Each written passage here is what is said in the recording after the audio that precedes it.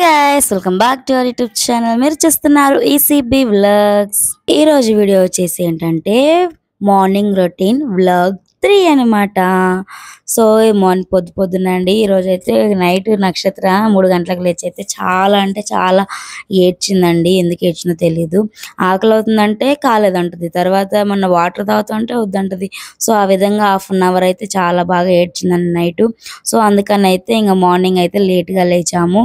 లేచిన వెంటనే పక్క బట్టలు అన్నీ కూడా తీసేసి నీట్గా సర్దేసి ఇల్లు వాకిలంతా కూడా ఊడ్చేసి చూసారు కదా. ఇంకా నక్షత్ర కూడా లేచింది, తల స్నానం చేయించే కదా, తలంతా దుగ్గుగా ఉందనేసి ఇంకేం చక్కగా ఆయిల్ పెట్టించుకొని చక్కగా జెల్ అయితే వేయించుకుందండి ఈరోజు మార్నింగే నీట్గా. పిల్లలకి ఏంటంటే అండి మెత్తగా ఉంటుంది కదా అది మాడు. సో అందుకని ఆయిల్ పెట్టేసి అంతే వదిలేకుండా కొంచెం సేపు అయితే మసాజ్ చేసినట్లయితే వాళ్ళకి హెయిర్ గ్రోత్ అనేది బాగుంటుందండి. సో డైలీ కూడా మీరు ఆయిల్ పెట్టినప్పుడు తప్పకుండా పాపకైతే ఒక 1 మినిట్ అయితే ఖచ్చితంగా మసాజ్ అయితే చేయండి. అప్పుడు హెయిర్ గ్రోత్ అనేది ఆడపిల్లలకి బాగా ఉంటుందండి. సో వాళ్ళకి కొంచెం పెద్ద నాకైతే మన మాట వినరు కదండి. సో అందుకని ఇప్పటి నుంచి మనం కేర్ తీసుకుంటే హెయిర్ అయితే మంచి గ్రో అవుతుంది అనమాట. సో అయితే ఏం జరిగిందంటే నిన్న ఒక విషయం జరిగిందండి. సో నేనైతే మా హస్బెండ్ గారు అయితే నిన్న ఫెస్టివల్ కదండి. సో అందుకని మధ్యాహ్నానికి ఇంటికి వచ్చారు. వచ్చిన తర్వాత సరే ప్రాంక్ వీడియో చేద్దాం మా హస్బెండ్ మీద అయితే అని ట్రై చేశానండి.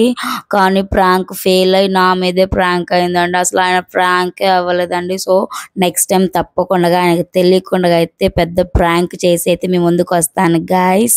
తప్పకుండా ఇంకా చూసారు కదా, పాపకైతే జల్లేసాను, ఇంకా అన్నం బియ్యం కడిగి పెట్టేశాను. అయితే నిన్న ఫెస్టివల్ కదా నేను చికెన్ చపాతీ చేశానండి. అయితే గిన్నెలు అయితే ఎన్ని పడ్డాయంటే సింక్ ఎత్తు పడ్డాయి అనమాట. సో ఇంకా అవన్నీ కూడా క్లీన్ చేశానండి. గైస్ మీతో అయితే నేను ఒక విషయం, నా రియల్ లైఫ్లో జరిగిన విషయం అయితే నేను షేర్ చేసుకోవాలనుకుంటున్నాను. అదేంటంటే అండి, పెళ్ళికి అందరూ చాలా వాటికి అయితే ఫోటోషూట్ అయితే కంపల్సరీగా చేస్తారండి. చేసిన వెంటనే అదే ఇప్పుడు పెళ్ళి అనేది ఒక్కసారి చేసుకున్నాం, అది ఎంతో మెమరబుల్ థింగ్ అండి మన లైఫ్లో.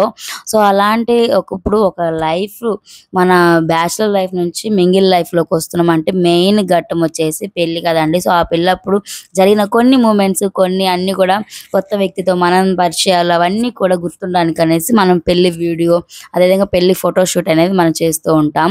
సో అలాగే మా పెళ్లిలో కూడా జరిగిందండి. కానీ ట్విస్ట్ ఏంటంటే అండి, పెళ్ళై 3 సంవత్సరాలు అవుతున్నా కానీ మా పెళ్లి వీడియో మా ఫోటోస్ ఇంకా ఇంటికి రాలేదండి. ఎందుకో ఏంటో చెప్పనా అండి. ఎందుకు ఇంకా రాలేదో చెప్పేదానికంటే ముందు ఇంకొక విషయం చెప్పాలండి. అసలు పెళ్లి ఫోటోషూట్ ఎలా జరిగిందంటే మా ఇంటి దగ్గర.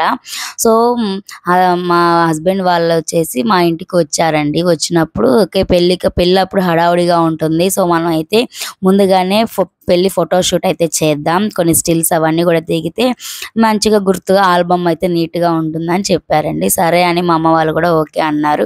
సో తర్వాత పెళ్లి ఫోటోషూట్ అయితే మన చెట్లలో గార్డెన్లో మొత్తం కూడా చాలా స్టిల్స్ అయితే దిగామండి. దిగిన తర్వాత నేను అనుకున్నా, అబ్బా చాలా రోజులకి ఎన్ని ఫొటోస్ దిగాను, మంచిగా చూసుకోవచ్చు తర్వాత అంతా కూడా అనుకున్నాను.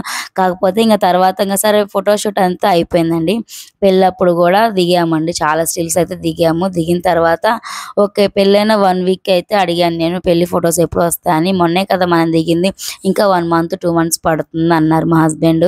సరేలే అనేసి అనుకున్నాను. తర్వాత మేమైతే నర్సరావుపేట రావడం జరిగిందండి. సో ఆ టైంలో కూడా ఇంకా లైఫ్ కెరీర్ ఇవన్నీ పట్టించుకోకుండా ఇంకా అవన్నీ అనుకుని ఇంకా మేమైతే ఫోటోలను పట్టించుకోలేదు. ఇంకా నర్సరావుపేట వచ్చిన తర్వాత అండి కొంచెం లైఫ్ సెట్ అయినాక ఎదురుగా జాబ్స్లో సెట్ అయిన తర్వాత సరే అప్పుడు అడిగానండి. అప్పటికి మా మ్యారేజ్ అయిపోయి 8 మంత్స్ అవుతుందండి. 8 మంత్స్ అయినా కానీ ఇంకా పెళ్లి ఫోటోలు అయితే రాలేదు. సో తర్వాత మా హస్బెండ్ని అడిగానండి. అడిగాక ఆయన ఎక్కడో వేరే షూట్లో ఉన్నాడంట, వేరే మ్యారేజ్కి. ఇప్పుడు మ్యారేజ్ సీజన్ కదా, ఫుల్ బిజీగా ఉన్నారంట. మనవి కొంచెం వాళ్ళది గ్యాప్ అయిన తర్వాత మనకి మొత్తం కూడా ఎడిట్ చేసి నీట్గా ఆల్బమ్ చేసి ఇస్తాను అని చెప్పారండి. ఓకే పర్వాలేదు, ఇంకా ఒక 1 మంత్లో ఎలాగైనా సరే మన ఫొటోస్ వస్తాయి చూసుకోవచ్చు అనుకున్నానండి. తర్వాత ఏం జరిగిందంటే నేనైతే ప్రెగ్నెంట్ అండి. తర్వాత సో ప్రెగ్నెంట్ అయిన తర్వాత ఇంకా నన్ను నా హాస్పిటల్కి ఇవన్నీ కూడా కేర్ తీసుకుంటూ బేబీ విషయంలో పడిపోయి నేనైతే పెళ్లి ఫోటోల గురించే నేను మర్చిపోయానండి కంప్లీట్గా. తర్వాత పాప పుట్టిన తర్వాత 1 ఇయర్ అవుతుంది. పాపను చూసుకుంటూనే ఉన్నాను. ఫైనల్లీ అయితే ఇప్పుడు 3 ఇయర్స్ అయితే కంప్లీట్ అయిందండి. కానీ ఇంత వాటికి కూడా మా హస్బెండ్ పెళ్లి ఫోటోలో ఊసే ఎత్తలేదండి. నేనే ఆలోచిస్తున్నాను ఏ కాడికి గూడా పెళ్లి ఫోటోలు వస్తే బాగుండు అనేసి. కానీ అసలు పట్టించుకోరేంటండి ఇది? ఈ విధంగా మా ఇంట్లో నేనేనా? లేకపోతే మీ ఇంట్లో కూడా ఇలానేనా? మీ పెళ్లి ఫోటోస్ కూడా రాలేదా అండి ఇంతవట్టికి? ఎవరైనా సరే నేను చెప్పిన విషయం మీకు రిలేటెడ్‌గా ఉంటే ఖచ్చితంగా కమెంట్ చేయండి. నేను కూడా చూస్తాను అసలు ఎంతమందైతే ఈ విధంగా ఉన్నారో. సో, నేను కూడా ధైర్యం తెచ్చుకొని సరే నిదానంగా అయినా గానీ మా ఇంటికి ఖచ్చితంగా ఫోటోస్ అయితే వస్తాయి అనుకుంటున్నాను.